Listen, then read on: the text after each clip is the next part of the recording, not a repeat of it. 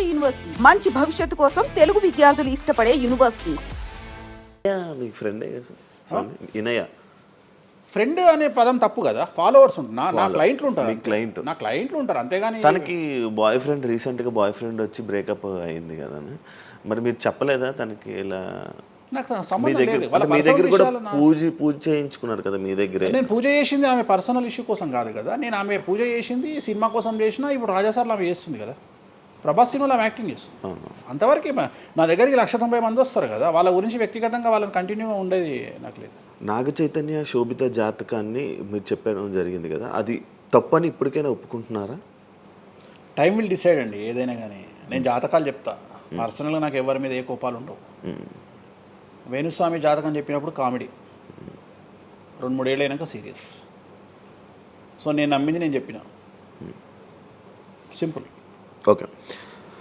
Celebrity జాతకాలు వేణుస్వామి చెప్పి కలకల్లాడిన వేణుస్వామి ఈ మధ్య సెలబ్రిటీల నుంచి కొంచెం రావడం కానీ విజిటింగ్ కొంచెం తక్కువ అయ్యి డౌన్ అయ్యింది అంటున్నారు, నిజమా? అది పెరిగింది పెరిగింది కాకపోతే ఇంతకు ముందులాగా పబ్లిక్లో పెట్టట్లేదు. ఓకే, నేను పెట్టట్లేదు. ఓకే, దిష్టి అని కాదు, నేను పెట్టట్లేదు. అవసరం లేదు, ఆ స్థాయి దాటిపోయినా అనుకుంటున్నా. అంటే పబ్లిసిటీ చేసే స్థాయి దాటిపోయినా అనుకుంటున్నా. ఓకే, పబ్లిసిటీ స్టంట్లు ఎందుకులే లోపల.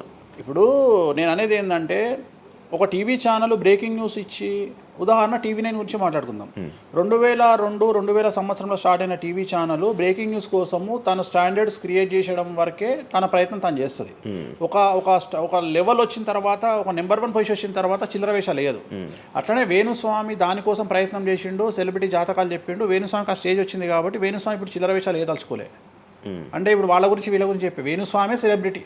సో వేణుస్వామి ఇప్పుడు సెలబ్రిటీ జాతకాలు చెప్పాల్సినటువంటి పరిస్థితుల్లో వేణుస్వామి లేడు అని అనుకున్నాడు కాబట్టి వేణుస్వామి సెలబ్రిటీ జాతకాలు చెప్పట్లేదు. Simple logic. నాకు కావాల్సిన పబ్లిసిటీ కంటే ఎక్కువ వచ్చింది, ఇంకేం చేసుకుంటా నేను? నాకు ఎక్కువ ఎక్స్ట్రీమ్ వస్తుంది, నాకు వద్దు. ఇప్పుడు వేరే వాళ్ళు ఉన్నారు, వాళ్ళు చెప్పుకుంటున్నారు. ఇప్పుడు నేను స్లో చేసినప్పటి నుండి ఆగస్టు నుండి మీరు యూట్యూబ్ చెక్ చేస్తే వేరే జ్యోతిష్కులు వేసుకుంటారు. అంటే ఇప్పుడు వేరే జ్యోతిష్కులు కంటిన్యూగా పోతున్నారు, సినిమా హీరోల గురించి చెప్తున్నారు, పొలిటీషియన్ల గురించి చెప్తున్నారు.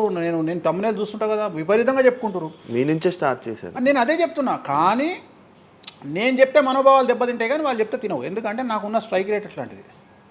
మీరు వైరల్ కంటెంట్. ఎస్, అదే చెప్తున్నాను నేను. ఇంకా ఆ రేంజ్కి వచ్చినా కాబట్టి నేను చెప్పదలుచుకోలే, వదిలేసిన.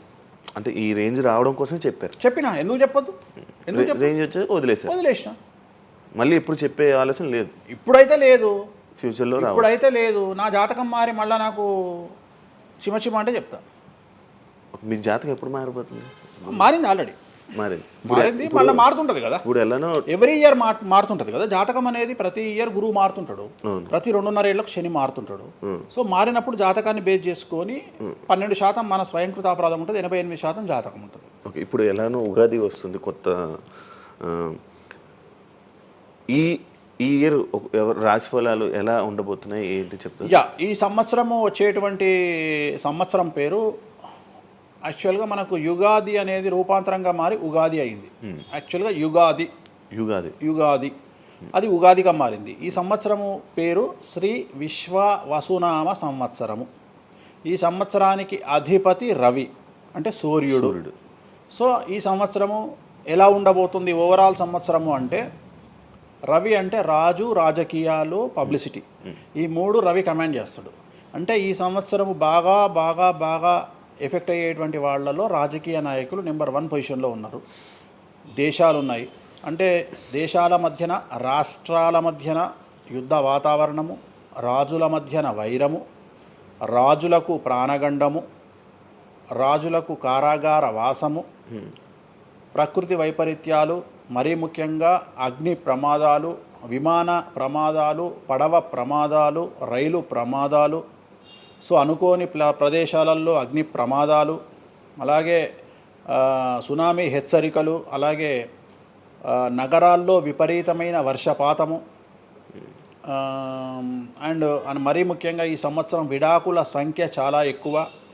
అలాగే వీటిలో పాజిటివ్ తీసుకుంటే ఆడవారికి విపరీతమైన రాజయోగము, అంటే ప్రాముఖ్యత అనేది ఈ సంవత్సరం ఆడవారికి పెరుగుతుంది. అలాగే 25 సంవత్సరాల నుండి 35 సంవత్సరాల యువతలో ఎక్కువగా కార్డియాక్ అరెస్ట్లు, అంటే చనిపోవడము, అలాగే కన్ను లేదా చర్మానికి హార్ట్ లివరు సంబంధించినటువంటి ఏదైనా ఒక వైరస్ బాధించే అవకాశము. సో ఇవన్నీ కూడా ఈ సంవత్సరం ఉన్నాయి. దీనికి కారణం షష్ఠగ్రహ కూటమి అని మీనరాశిలో ఏర్పడుతోంది. సో షష్ఠగ్రహ కూటమి 2019 డిసెంబర్లో ఏర్పడ్డప్పుడు మనకు కరోనా వచ్చింది. అలాగే ఈ సంవత్సరము మార్చ్ 30వ తేదీ 2025 సంవత్సరంలో మనకు మళ్ళీ షష్ఠగ్రహ కూటమి మీనరాశిలో ఏర్పడుతోంది. సో దీనివల్ల సుమారు మేషరాశి, సింహరాశి, తులారాశి, ధనుస్సు రాశి, మీనరాశి వాళ్ళు చాలా చాలా సమస్యల బారిన పడేటువంటి అవకాశాలు ఉన్నాయి. ఇది ఓవరాల్ సంవత్సర ఫలితం. ఇక మేషాది మీనరాశిలో ద్వాదశ రాశులుగా తీసుకున్నట్టయితే మేషరాశి గురించి తీసుకుంటే, మేషరాశికి ఎవరైతే 1995 నుండి 2003 మధ్యన జన్మించి ఉన్నారో వాళ్ళందరికీ ఈ సంవత్సరము రెండవసారి ఏలినాటి శని ప్రారంభమవుతూ ఉంది. సో రెండవసారి ఏలినాటి శని అనేది చాలా డేంజరు. సో న్యాయపరమైన చిక్కులు, ఆర్థికపరమైన చిక్కులు, సమాజంలో చెడ్డ పేరు, అనారోగ్య సమస్యలు, అలాగే ఆర్థిక అస్తవ్యస్తము, అంటే సరి అయినటువంటి నిర్ణయాలు తీసుకోకుండా ల్యాండ్ కొన్నా, ప్లాట్లు కొన్నా, ఫ్లాట్లు కొన్నా, ఇండ్లు కొన్నా లిటిగేషన్ అయ్యే అవకాశము, పెట్టుబడిలో విపరీతమైన ధన నష్టము, అలాగే తల్లిదండ్రులలో ఒకరికి ప్రాణగండాలు. సో ఇవన్నీ, అలాగే వీసాలు రిజెక్ట్ అవ్వడము, H1B వీసాలు క్యాన్సిల్ అవ్వడము, ఇండియాకు రావడం వేరే దేశం నుండి, ఉద్యోగం కోల్పోవడము, అలాగే ఆర్థిక నష్టము, ఇవన్నీ కూడా కనిపిస్తూ ఉన్నాయి ఈ సంవత్సరం మేషరాశి వారికి. మరి ఏం చేయాలా అంటే, నలుపు రంగు దుస్తులకు దూరంగా ఉండాలి. తిరునల్లార్ శనీశ్వర ఆలయంలో ప్రత్యేకమైన శని పూజ నిర్వహించుకోవడం ద్వారా సమస్యల నుండి బయటపడేటువంటి అవకాశాలు 100% ఉన్నాయి.